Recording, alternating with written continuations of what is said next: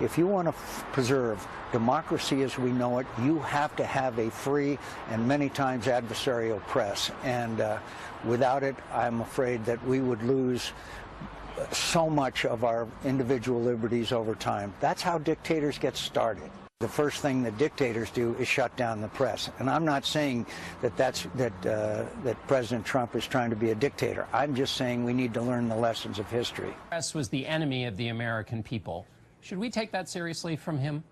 Well, I think you should take it seriously. I think that the problem we've got is that we're talking about bogus stories like the one in the New York Times, that we've had constant contact with Russian officials.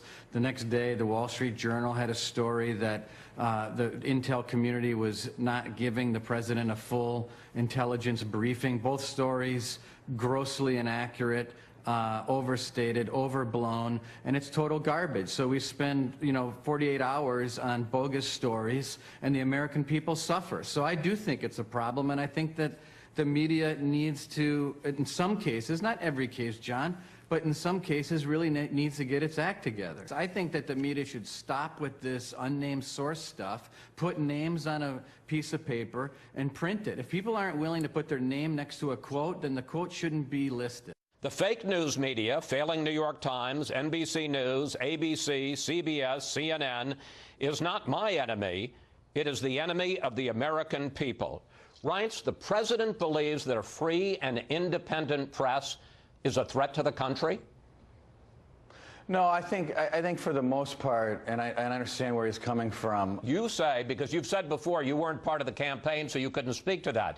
You say that the intelligence community says that there were no contacts between anyone in the Trump campaign, any associate of Mr. Trump, and anybody involved as a Russian agent as to the campaign and collusion in the campaign with Russia. Is that what you're saying?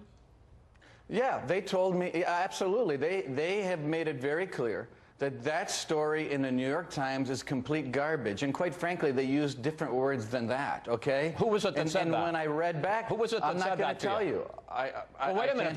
Wait a minute, Reince. You're just complained about unnamed sources. You're using an unnamed source. Well, because I didn't ask for approval to use their name, but I will tell you this. When I say top-level people, I mean top-level people, okay? Reince, wait a minute. Here's the problem. I don't have any problem with you complaining about an individual story. We sometimes get it wrong. You guys sometimes get it wrong. I don't have any problem with you complaining about bias, but you went a lot further than that, or the president went a lot further than that. He said that the fake media, not certain stories, the fake media are an enemy to the country. We don't have a state-run media in this country. That's what they have in dictatorships. Okay, listen, Chris. It's not just two stories. Then it's followed up by 24 hours a day, 7 days a week of other cable stations, not necessarily Fox, that all day long on every chyron, every 7 minutes are talking about Russian spies. Here's the problem. When the president says that we're the enemy of the American people, it makes it sound like if you're going against him, you're going against the country. Here's the problem, Chris. The problem is that you're right. Some of these things were covered. But you get about 10% coverage on the fact you did a very successful meeting with Bibi Netanyahu, the Prime Minister of the UK, the Prime Minister of Canada. We covered all of those news conferences live. Everybody did. Right, sure. Yeah, right. But then as soon as it was over, the next 20 hours is all about Russian spies. But you don't get to tell us what to do, how Reince. Nothing's happening. You don't get to tell us what to do any more than Barack Obama did. Barack Obama whined about Fox News all the time, but I got to say, he never said that we were an enemy of the people. Let me tell you something. He said a lot of things about Fox News, Chris. I think you ought to go check the tape. He blamed you for a lot of things, and I'm surprised as someone from Fox that you'd forget all the shots that he took. No, he took the shots, and we didn't like him. And frankly, we don't like this either, because, but he never went as far as President Trump has. And that's what's concerning, because it seems like he crosses a line when he talks about that we're an enemy of the people.